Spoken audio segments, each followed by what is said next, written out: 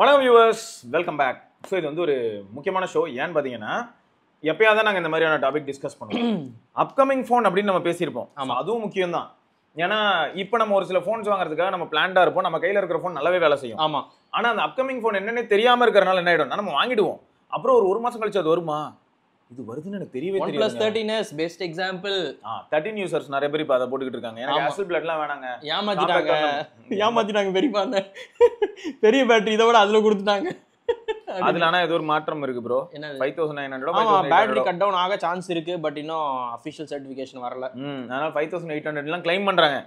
Again 5800ஆவே இருந்தாலும் அது HD இல்லாம ஃபுல் HDயா இருக்கு போகுது. ஆமா, ஃபோன் சின்ன ஸ்கிரீன், பேட்டரி ட்ரெயின் கம்மியா இருக்கும். சோ அதான் ஃபேக்ட். சரி, ஓகே. இப்போ ஆனா ஒரு சிலர் என்ன சொல்ல ஆரம்பிச்சிட்டாங்கன்னா, ரெண்டு கேமரா வந்தா என்ன ப்ரோ, நான் ஃபர்ஸ்ட் ஆஃப் ஆல் OnePlus 13 வாங்கிட்டு அதுலயே கேமரா யூஸ் பண்ணல, ஏன் வெறுப்பேத்துறீங்க? கேமரா யூஸ் பண்ணாத, நான் கேமரா யூஸ் பண்ண மாட்டாங்க, என்ன மாதிரி நிறைய பேர் இருப்பாங்க. அப்ப என்ன ஆகும், நான் கேம் தான் ஆடுவேன் அப்படிங்கிறவங்களுக்குலாம் அப்ப நம்மால என்ன சொல்லுவாப்லன்னா, காம்பாக்டா பேட்டரி நல்லா நிக்குது, வாவ் அப்படிமாரு. சோ அதுதான் பிரச்சனை. சரி, ஓகே. இது இந்த மாதிரியான ஒரு சில டேட்டா பிளஸ் அதே சமயம் டிபேட்டபிள் டேட்டா சில சமயங்கள் நடக்குது. எப்படின்னா இப்போ ரியல்மி பாருங்களேன், GT7 GT7 சீரிஸ், அது 7 ப்ரோன்னு ஒன்று வந்ததே இப்போ எப்படி போய்கிட்டு இருக்குன்னா, இப்போ என்ன ரியல்மி பண்றான்னா நம்பர் சீரிஸ்லயே அத்தனை விடுவான்ல, 14, 14X, 14S, 14T அப்படின்னு, அது மாதிரி GT சீரிஸ்ல பண்ணிட்டு இருக்காங்க காமெடி. ஆமா. ஸோ இப்போ 770 எனக்கு என்னன்னா 660 வந்து 8S Gen 3 7+ Gen 3ன்னு சொல்லி ரியல்மிலேயே சூப்பரா விட்ட போன வருஷத்துல போன்ல அந்த ரெண்டு போன் தாங்க. எல்லார்ட்டையும் ரெக்கமெண்ட் பண்ண போன் அதுதான், எல்லாருமே நல்லா இருக்குன்னு ரிவ்யூ கொடுத்த போன் அதுதான். பாத்தீங்களா, ரமேஷ் ப்ரோக்கு நல்லா இருந்துச்சுங்க. ஃபேமிலி மிராக்கிள்ரா. இந்த மாதிரியான டிவைசஸ் வந்துச்சு. இந்த வருஷம் என்னடான்னு பார்த்தா இப்போ GT17 தான். ஆமா, என்னடான்னு பார்த்தா 8400 அல்டிமேட். ஆமா, நான் அதுக்கு நல்லா இல்லைன்னு சொல்ல வரல. Poco X7 Pro chip 10,000 ரூபாய் கம்மி பாத்துக்கோங்க. ஸோ அப்போ என்ன ஆயிடுது, நம்ம வந்து மோசம் சொல்ல வரல, 8400 இஸ் ஓகே. ஆமா, பட் இங்க ப்ராப்ளம் என்னன்னா, அதை தான் வாங்கணுமா இல்லாட்டி அந்த ஸ்பெசிஃபிகேஷனை வாங்கணும்னு நினைக்கிற ஒரு நபர் ஏன் வந்து இதை வாங்கக்கூடாது? ஆமா, இதுதான் நம்ம கேள்வி. ஸோ அப்போ இந்த இடத்துல வந்து ஆல்ரெடி காம்படிஷன் டைட்டா இருக்கு. எஸ், இதை தாண்டி இன்னொரு ஜோக் என்னன்னா, iQOO Neo 10R. Neo 10R, Neo 10 இதெல்லாமே அந்த கேட்டகரி தானே. இப்போ Neo 10R பார்த்தா 8S Gen 3 25,000 இருக்கு ப்ரோ. எனக்கு 6400 mAh பேட்டரி போதும், எனக்கு 7000 mAhலாம் மேட்டர் இல்ல, 6400 இஸ் மோர் தென் எனஃப் அப்படின்னு யாராவது நினைச்சாங்கன்னா, 90 வாட் சார்ஜிங் போதும் அப்படிலாம் நினைச்சாங்கன்னா எங்க போறது? அப்ப நான் என்ன சொல்லுவேன்னா, Neo 10R பதிலா Neo 10 வாங்கிடலாமே, அதே சேம் பிரைசிங் தான். GT70 என்ன பிரைஸோ அதே price, I get Snapdragon chip. ஆமா, 8S Gen 4 லாஞ்சிட்டிவிட்டில இன்னும் நல்லா இருக்கும் எனக்கு. நான் வந்து இந்த கஸ்டம் ஜி கேம் போடுறதா இருந்தாலும் எந்த சாஃப்ட்வேர் இருந்தாலும் சரி, சப்போர்ட் இதுக்கு வைடா கிடைக்கும். ஸோ ஸ்னாப்டிராகன் சிப் எனக்கு ப்ரிஃபரன்ஸ் கொடுத்துடலாம் மைண்டில் எப்பயுமே ப்ரோ. இந்த ஸ்னாப்டிராகன் சிப் கிட்ட இருக்கக்கூடிய ஒரு எட்ஜ் அப்படின்னு வரும்போது நான் பேட்டரி லைஃப் பத்தி கூட யோசிக்கிறது ப்ரோ. ஸ்பெக்ட்ரா ISP பத்தி யோசிப்பேன். ஆமா, குவால்காம் மாடல் பத்தி யோசிப்பேன். நெட்வொர்க் மெயினுங்க. ஸோ இந்த ரெண்டுமே யோசிக்கிற ஏரியாவா இருக்கும். அதனால வந்து எனக்கு என்னமோ iQOO வந்து இந்த வருஷம் இப்போ 2025ல அவங்க வந்து இருக்கலே சூப்பர் ஃபோன் டெலிவர் பண்ணாங்கன்னு நான் சொல்ல வரல. ஆனா அவங்க டெலிவர் பண்ண ஃபோனு ஒரு வகையில பார்த்தா ரியல்மியை போட்டுருச்சோ அப்படின்னு தோணுது இப்பயே. கரெக்ட். அப்படி பார்க்கும்போது என்ன ஆயிடுதுன்னா, நான் ரெண்டு ஆஸ்பெக்ட்ல ஒரு காமன் ஜென்ரல் யூசர் பாயிண்ட்ல இருந்து வரேன். ஆல்ரெடி ரியல்மியை ஃபாலோ பண்றாங்க அப்படின்னும் போது அவங்களுக்கு எப்படி தோணும்னா, நான் 60 மாதிரி இதுவும் வரும்னு நினைச்சேன், ஒரு 7+ Gen 4 ஆமா அந்த மாதிரி ஏதோ வரும். ஸ்னாப்டிராகன் சிப் போயிருந்திருக்கலாம். அவங்க ஏன் டிமென்சிட்டி போனாங்கன்னு தெரியல, எனக்கு அது வந்து ஒரு டவுன் கிரேட் மாதிரி தான் தெரியுது. அப்போ இந்த இடத்துல வந்து மென்டலா ஃபர்ஸ்ட் ஒரு பிளாக் ஆயிடுது அந்த இடத்துல. கரெக்ட். சோ ஆட்டோமேட்டிக்கா வந்து இவங்க என்ன பண்ணுவாங்கன்னா, நான் iQOO பெட்டர் போயிடுறேன், அது மட்டும் இல்லாம டெலிஃபோட்டோவும் இல்ல எதுவும் இல்ல, அப்புறம் நான் ஏன் 70 வாங்கணும், iQOOலயும் அதே லட்சணம் தான், அப்புறம் ரெண்டுமே ஒண்ணுதான், அப்ப நான் 8S Gen 4க்கே போறேன். கரெக்ட். சோ இந்த ஒரு ப்ராப்ளம் இருக்குங்க. அதனால நான் திரும்பியும் சொல்றேன், iQOO Neo 10 தான் வாங்கணும்ன்றதுக்காக நாங்க ரெண்டு பேரும் சொல்லல. iQOO Neo 10 வந்து நிறைய பேர் மைண்ட்ல சாலிடா நிக்கிறதுக்கான வாய்ப்பை கிரியேட் பண்ணி கொடுத்தது இப்போ ரியல்மி GT7. ஆமா, இதை சொல்ல வரோம், வேற எதுவும் இல்ல. எல்லாமே அதுலயும் இருந்து 60 70 வந்து கம்பேர் பண்ணும்போது 70 வந்து ஒரு டவுன் கிரேடா இருக்கு. எதனாலன்னு சொல்றேன்னா, அதுல LTPO இருந்துச்சு, இதுல LTPS தான் இருக்கு. ஸோ 60, 90, 120 தான் போவோம். அது மாதிரி நீங்க அந்த குறிப்பிட்ட பிரைட்னஸ் வச்சதுக்கு அப்புறம் அந்த லோ ஹெர்ட்ஸ் போகுது இல்ல, அந்த மாதிரி இதுல போவாது. சிப் வைஸே எனக்கு வந்து பெரிய அடியா இருக்கு. அண்ட் ஸ்பீக்கர்ஸ் மெயினா வால்யூம் ரொம்ப கம்மியா இருக்குங்க 70ல. 60ல ஸ்பீக்கர்ஸ் நல்லா இருக்கு. அதுதான் கோளாரா இருக்குது. வருஷம் வர போனு இம்ப்ரூவ் ஆகாம டீக்ரேட் ஆச்சு. ஆமா, பாத்தீங்க ஃபிளாக்ஷிப்லயே அப்படிதானே இருக்குது. பாத்தீங்கன்னா இப்போ இந்த X8 Ultra, X200 Ultraலாம் ஒரு சென்சாரை டவுன்கிரேட் பண்ணிட்டாங்க. இன்னொரு பக்கம் GT7 பாக்குறேன். ஆமா, சரி, GT7 அப்படின்னும் போது 9400Eன்றதே வந்து நமக்கு எப்படி இருந்ததுன்னா, போன வருஷம் வந்து GT6ல உங்களுக்கு டெலிஃபோட்டோ எல்லாமே உண்டு, சிவிக்கு காம்படிஷன் மாதிரி இருந்தது. என்னதான் சிவில வந்து அல்ட்ரா வைட் ஒரு அட்வான்டேஜா ஃபீல் ஆகும். பட் ஓவராலா பார்க்கும்போது GT6 நல்லா இருந்ததுங்கிறது வந்து காமேஷ் ப்ரோ. ரியர் கேமரா சிவியை விட Realme GT6 நல்லா எடுக்குதுங்க. அது ஏன்னா ஒரு சிவி வந்து ஃப்ரண்ட் கேமரா தான் ஃபோக்கஸ், அது எல்லாருமே ஆமா. தெரியும். ரியர்ல வந்து என்ன ஃபீல் ஆச்சுன்னா முக்கியமா வீடியோல சிவியோட நமக்கு வந்து GT6 பெட்டராவே வீடியோ எடுத்து ஸ்டெபிலைசேஷன் ஆஸ்பெக்ட்ல. கரெக்ட். கலர்ஸ் மட்டும் தான் அந்த லைக்காவோட கலர் சயின்ஸ்னால உங்களுக்கு அதுல வீடியோ ஸ்டெபிலைஸ்டா இருக்காது, ஜெல்லி எஃபெக்ட் மாதிரி இருக்கும். ஆனா கலர் மட்டும் பாக்குறது கொஞ்சம் நல்லா இருக்கும். பிளஸ் போட்டோ எடுக்கும்போது லைக்கா வைப்ரண்ட் இந்த மாதிரியான ஆப்ஷன்ஸ் வரும்போது அது கொஞ்சம் அவுட் பர்ஃபார்ம் பண்ணிச்சு. ஆனா ஓவராலா பார்க்கும்போது GT6 வந்து கொஞ்சம் சேஃப் பெட் மாதிரி ஃபீல் ஆக ஆரம்பிச்சிருச்சு.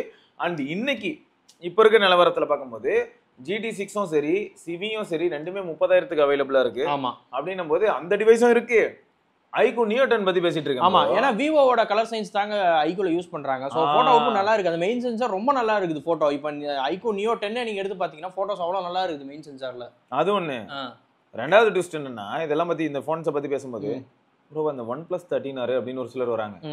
ஆஹா ஆமால அது வேற ஆல்ரெடி கார்ட் ஆஃபர் அது இதுன்னு போட்டா 39,999 ரூபாய்க்கு வருது. பட்ஸ் எல்லாம் வேற ஃப்ரீயா கொடுத்தாங்க நடுவுல. ஆமா கொடுத்துருக்காங்க, பட்ஸ் ஃப்ரீயா கொடுத்துருக்காங்க. 4,500 ரூபாய் பட்ஸை கொடுத்துருக்காங்க.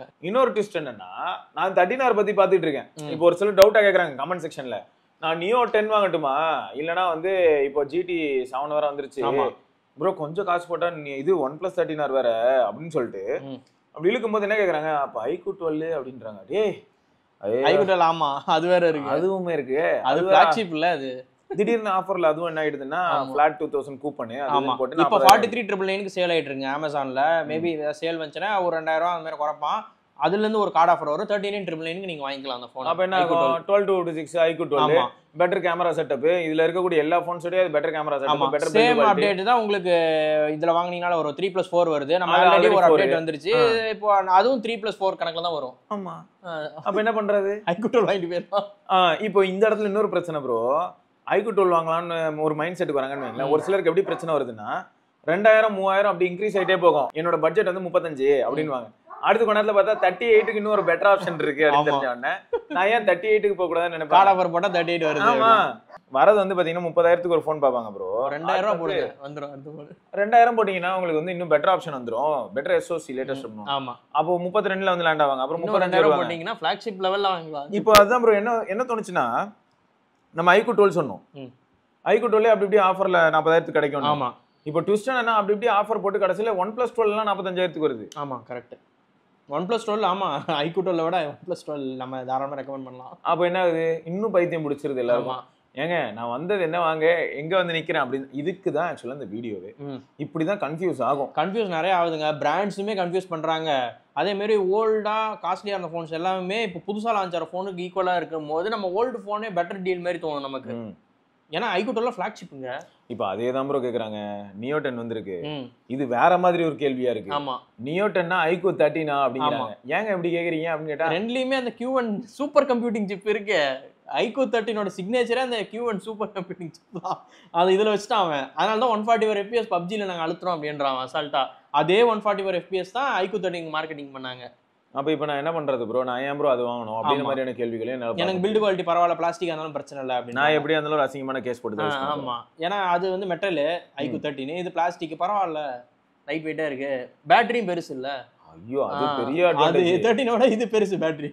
ஏன்னா நம்ம ஊர்ல அப்போ ஒரு பெரிய பிரச்சனை 6000 mAhனாலும் பார்த்தா சர்டிபிகேட் வாங்கல அது இதுன்னு சொல்லி எல்லாம் கம்மியா இருக்கு. ஆமா, இப்போ அந்த ப்ராப்ளமே இல்லை, 7000 mAh அசால்ட்டா வருது. ஸோ இது ஒரு பிரச்சனை. ஸோ இந்த மாதிரி நிறைய பார்க்குறாங்க. இதை தாண்டி இப்போ ரீசெண்டாக நிறைய இன்ஃபர்மேஷன் நீங்கள் பார்த்துருக்கலாம். Exynos 2500. ஆமாம், Exynos 2500 வராதுன்னு நினச்சோம், கடைசியில் வருதுன்னு சொல்லி கொண்டு தூக்கி போட்டாங்க. கொஞ்சம் குளோபல் மார்க்கெட்டுக்கா அதுதான் தெரியல. குளோபல் அல்ல, ஸ்னாப் டிராகன் ஆப்வியஸ்லி யூஎஸ்க்குலாம் வந்துடும். யூரோப்பு ஏஷியாவுக்குலாம் இந்த Exynos தான் கொடுப்பான் அவன் எல்லா வருஷமும். அதுதானே சரி தானே அவனுக்கு. பட் இப்போ 2500 கிட்ட என்னோட எக்ஸ்பெக்டேஷன் என்னவா இருக்கும் அப்படின்னா, இதை நான் எக்ஸ்பெக்ட் பண்ணலாமானே தெரியல. 2400 இப்போ மேபி வெதர் கொஞ்சம் பெட்டர் ஆயிட்டனால கொஞ்சம் நல்லாவே இருக்கு. தெர்மல்ஸ் அண்ட் பேட்டரி லைஃப் அதுதான் எங்களோட மெயின் இதுவே. ஏன்னா ஃபிளிப்பு ஆப்வியஸ்லி பேட்டரி கொஞ்சம் சின்னதாக தான் இருக்கும், 5000 வைக்க மாட்டாங்க. ஆனால் போன வருஷத்தோட இந்த வருஷம் பேட்டரி இம்ப்ரூவ் ஆகுது, அது வரைக்கும் சந்தோஷம். 4100 4200 பேசியிருக்காங்க வரப்போகுது அப்படின்ட்டு, அதுவே ஒரு பெரிய இன்க்ரிமெண்ட் தான். அதேமாரி இப்போ இந்த Exynos எந்த அளவுக்கு பெர்ஃபார்ம் பண்ணுது, அதை ஒழிச்சு விட போதா இல்லை அதை வந்து ஓகே டீசென்ட்டு 6லேருந்து 7க்கு ஏதோ ஒரு அப்கிரேட் பேட்டரியில் இருக்குது அப்படின்றத ப்ரூவ் பண்ண போதான்றது வந்தால் தான் தெரியும். இதுக்கு முன்னாடி Exynosக்காகவே நான் ஃபோன் வாங்கியிருக்கேன், அந்த மாதிரிலாம் யாராவது இருக்கீங்களா? Exynos ஒரு சில பேருக்கு வந்து நல்லாவும் இருந்திருக்கு. ஆமா நம்ம ப்ரோ ஒன்ல ப்ரோ நோட் 2 ஆ. சரியா நோட் 2 டேஸ் அப்புறம் நோட் 8 அந்த நோட் 5 அந்த டைம்ல ஸ்னாப்டிராகனோட எக்ஸ்பீரியன்ஸ் நல்லா இருந்துச்சுங்க. ஆமா. அப்படி இருந்தவன் தான் இப்படி வந்து இந்த கழுதை தேஞ்சி கட்டெருமாயிருச்சுனாங்களா அந்த மாதிரி ஆயிட்டான் அவன். ஓவர் ஹெட் வெயிட் ஆனன்னு தெரியல ஏதோ நடந்துச்சு. அவன் காம்படிஷன் ஆப்பிள் மட்டும் தாங்க பாக்குறான். அப்பெல்லாம் பார்த்தா சர்வே ஆக முடியாதுங்க. சீரியஸா நான் சொல்றேன். இப்ப ஆப்பிள் பாருங்க யாருமே காம்படிஷன் இல்ல, நான் தானே காம்படிஷன் நினைச்சேன். இப்ப ஆமா. பாருங்க எங்க கிடக்குறான் பாருங்க. எல்லாரும் போட்டு அடின்னு அடிச்சு அவன்கிட்ட காசெல்லாம் வாங்க ஆரம்பிச்சிட்டாங்க. $1 trillion கம்பெனி நான் சொல்றேன். சரி அண்ணனுக்கு ஒரு 1 பில்லியன் எடுத்து வை அப்படின்னு. இல்ல இப்போ எனக்கு என்ன வருத்தம்னா ஆப்பிள் வந்து ட்ரெண்ட் செட்டரா இருந்த அவங்க ஆமா. ஜோக்கரா மாறிட்டு இருக்காங்க. இப்போ நார்மலா நம்ம எப்பயுமே முன்னெல்லாம் ஒரு 3 வருஷம் முன்னாடி 4 வருஷம் முன்னாடி கூட போய் பாருங்க கேமரா சாம்பிள்ஸ்னாலே ஆப்பிள் தான் காம்படிஷனா வைக்கும். ஆமா ஏன்னா போர்ட்ரேட் நல்லா எடுக்கும் அப்படின்னு சொல்லிட்டு ஐபோன் ப்ரோ சீரிஸ் தான் எப்பயுமே சொல்லுவாங்க. ஆமா பட் இப்போ அதெல்லாம் எங்கேயோ போயிருச்சு. இப்ப பார்த்தா விவோ, ஷாமி, ஓப்போ, HP9 சென்சாரை வச்சு அடிச்சு நவுத்திட்டு இருக்கிறான் போர்ட்ரேட்ல. அவங்க தான் டாப்ல இருக்காங்க. அப்ப என்ன ஆயிடுச்சு அந்த இடமும் போச்சு. ஆமா சரி SoC வச்சு அடிச்சிட்டு இருந்தோம்னு பார்த்தா ஸ்னாப்டிராகன் 8 Gen 3ல இருந்தே கிட்ட கேட்சப் பண்ணிட்டான். ஆமா சரி அதுவும் போச்சு. OS ல என்ன ஆல்ரெடி அது Bug iOS மட்டும் தான் 16ல இருக்கு. இருந்தே போச்சு. ஃபுல்லா பக் தான். AI இல்லைங்க அதுவும் போச்சு. சோ இப்போ என்னாச்சு அந்த சப்ஜெக்ட்ல நான் அது எடுக்கும் போது நான் லீவு அது வேற இருக்கு. மார்க்கெட் எவ்வளவு வேகமா மாறுது பாத்தீங்களா? ஆமா. அதனால சில சமயங்கள் நம்ம சொல்லுவோம் ப்ரோ இது வந்து சைனீஸ் பிராண்ட் தானே ப்ரோ, அதுல எல்லாம் போயிட்டு யாராவது 40,000 போடுவாங்களா இப்பெல்லாம் பேசியிருக்கோங்க. நிஜமா இதெல்லாம் நடந்திருக்கு. ஈவன் 1500 இப்போவும் அதானே சொல்றாங்க. 1 lakhன்றது எதுக்கு நான் சைனீஸ் பிராண்டுக்கு 1 lakh போடணும், அது வந்து சாம்சங் ஆப்பிள் இருக்க கேட்டகரி அப்படின்றாங்க. பட் ஆனா ஒரு போட்டோகிராஃபரா பார்க்கும்போது 1500 தான் பெஸ்ட் போனா இருக்கு. எது டெலிவர் பண்ணுதுன்னு பாக்குறோம் இல்லையா? அப்பதானே நம்ம வந்து இந்த கன்க்ளூஷனுக்கு வரோம். இதுவே வந்து நான் 1 லட்ச ரூபாய்க்கு ஒரு ஃபோன் வாங்குறேன், இல்ல ஃபோன் தான் பேச போறேன், எனக்கு பிராண்ட் வேல்யூ தான் மேட்ரு அப்படின்னா நான் அக்செப்ட் பண்ணிக்கிறேன். நீங்க சொன்ன மாதிரி வந்து ஆப்பிளும் சாம்சங் தான் டாப்ல இருக்கு.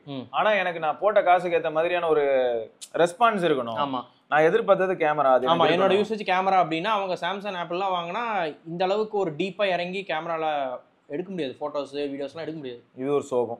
இப்படிப்பட்ட சோகங்களுக்கு நடுவில் தான் உங்களுக்காக ஒரு ஸ்வீட் நியூஸ். Pixel 10. ஆமா Pixel 10 நேத்து வந்து போட்டோ ஷூட் நடத்தியிருக்காங்க. அந்த போனை ஓப்பன் ஸ்பேஸ்ல கொண்டு போயிட்டு போட்டோஸ்லாம் வந்துருந்துச்சு.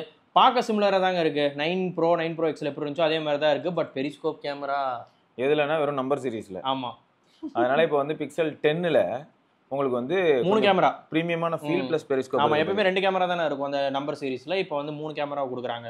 இது ஒன்று சொல்லியிருந்தாங்க ப்ரோ, அநேகமா என்ன சொல்லியிருந்தாங்கன்னா செகண்டரி கேமரா டவுன்கிரேட் ஆகுதுன்னு கேள்விப்பட்டேன். அது வந்து டவுன்கிரேட் பண்ணிட்டாங்க. மெயின் கேமரா அப்படியே தான் இருக்கு, பட் செகண்டரி கேமரா டவுன்கிரேட் பண்ணிட்டாங்க. ஏன்னா இந்த 3வது சென்சார் வரதுனால. அதுவும் 11 மெகா பிக்சல் அந்த மாதிரி தான். ரொம்ப கம்மியா வேற டவுன்கிரேட் பண்ணிருக்கானுங்க. மெகா பிக்சலாவது ஓரளவு டீசெண்டா வச்சிருந்திருக்கும். எனக்கு தெரியல, மேபி அவங்க வந்ததுக்கு அப்புறம் கம்ப்யூட்டேஷனல் போட்டோகிராஃபி அதை வச்சு நாங்க அதெல்லாம் வந்து நான் இந்த காலத்துல பார்த்தது ஸ்னாப்டிராகன் சிப்.